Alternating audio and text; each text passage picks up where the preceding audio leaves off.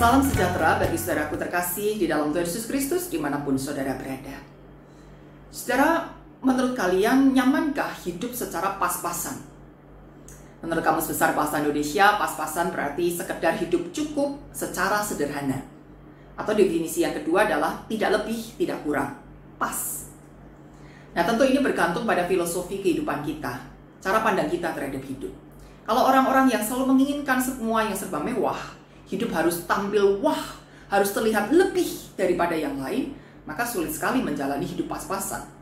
Sedangkan orang-orang yang memiliki konsep kesederhanaan di dalam hidup, maka enjoy saja ketika hidup ini pas-pasan.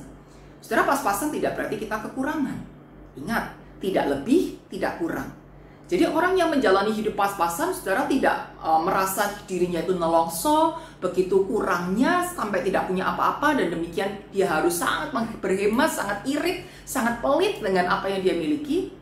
Tetapi juga sekaligus, saudara, ketika dia memiliki sesuatu, dia tidak menghambur-hamburkannya, tidak berfoya-foya, dan tidak selalu menginginkan yang lebih daripada yang ada.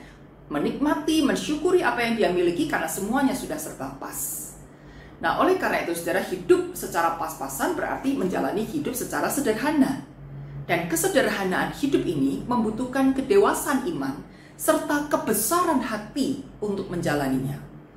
Karena di tengah persaingan dunia ini, di tengah tawaran-tawaran yang menggiurkan yang disampaikan oleh dunia ini, maka sulit sekali untuk menjalani hidup secara sederhana, secara pas, secara proporsional.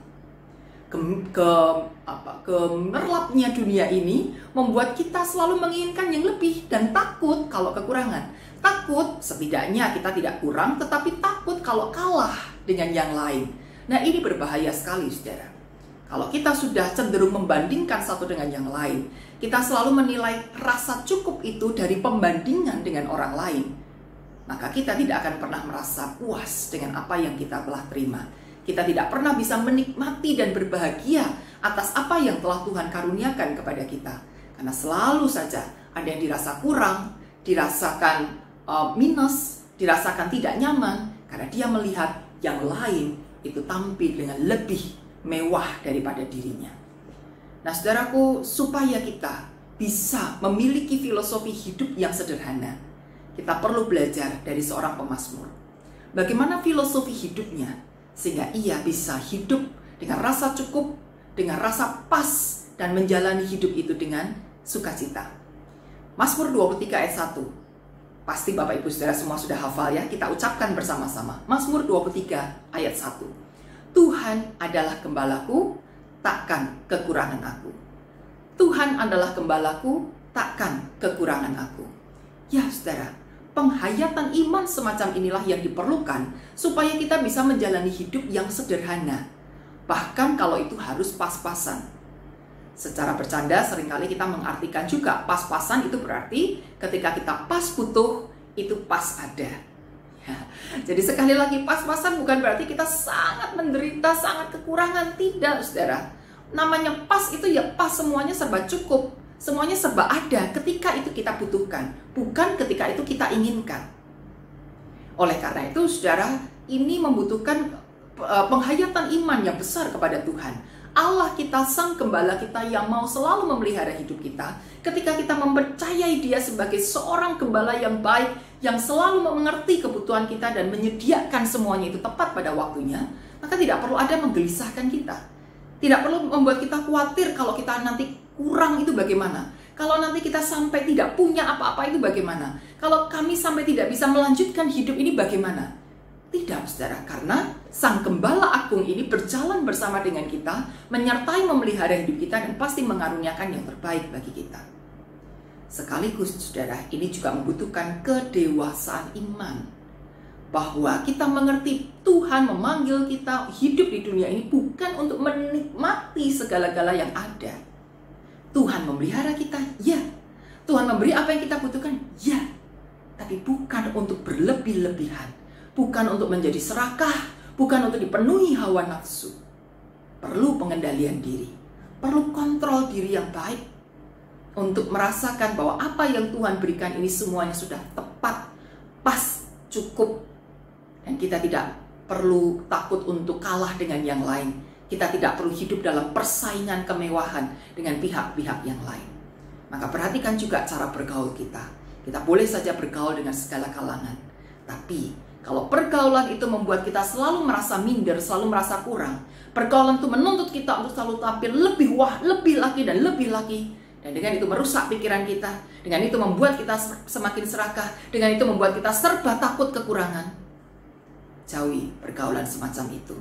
Pergaulan yang sehat akan menentukan juga kesehatan iman kita. Pergaulan yang buruk akan membuat hidup kita menjadi buruk pula. Hiduplah takut akan Tuhan. Hiduplah berpegang kepada Sang Gembala yang agung ini. Maka ketika kita pas butuh, itu pas ada. Dan kalaupun tidak ada, maka berarti bukan itu yang menjadi kebutuhan kita. Kalau memang Tuhan belum berikan, berarti memang belum waktunya kita memilikinya. Bersyukurlah untuk itu.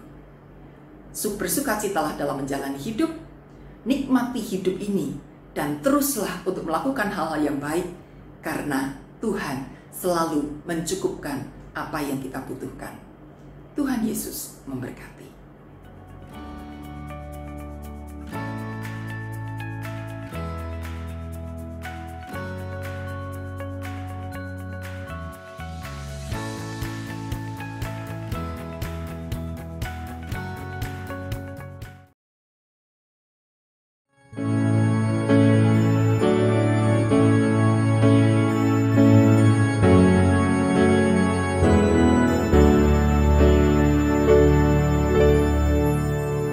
Kristus Raja semesta, Kristus Surya kebenaran, datangnya kita nantikan, untuk kalahkan kegelapan. Yang dinantikan tiba, lepaskan belenggu dosa.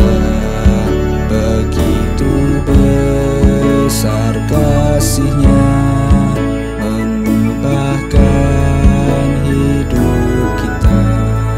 Kami nantikan datang-Mu, puaskan hati yang rindu.